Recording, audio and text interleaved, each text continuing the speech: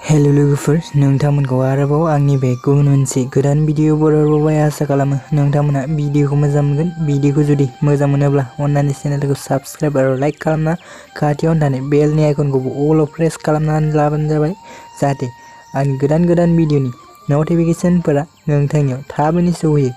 Actually दिनै आं मोनसे बर' एलबामनि सायाव आपडेट लानानै फैदों। नोंथांमोना एसेल' मिथिखाबाय जानांगौ। टाइटेल एबा थाम्बनेइलाव नायनानै भिडिअफोरा माबा मोनसे गोरोन्थिफोर जालाङोब्ला नोंथांमोना गिबियावनो निमाहा होग्रोना लाबानो जाबाय दे। एक्चुअली लोगोफोर, बे अफिशियेल मिउजिक भिडिअआ गोरोन्थिया सोरनि आबुं बर' सावथुननि मोनदे लोगोफोर। बे अफिशियेल मिउजिक भिडिअनि टाइटेलानो जाहैबाय खानि जाबाय। बे अफिशियेल मिउजिक भिडिअनि लिरिक्स एन्ड टुनखौ सोर खालामदों होननानै बुङोब्ला मिजिं बरगयारी खालामदों लोगोफोर। स' लोगोफोर, बे अफिशियेल मिउजिक भिडिअनि कास्टिंफोरानो जादों मिहिर एन्ड आयशा। एडिटखौ खालामदों मिहिर बसुमतारी। बे अफिशियेल मिउजिक भिडिअनि सिंगारफोरानो जादों रिमाल आरो एलिसा।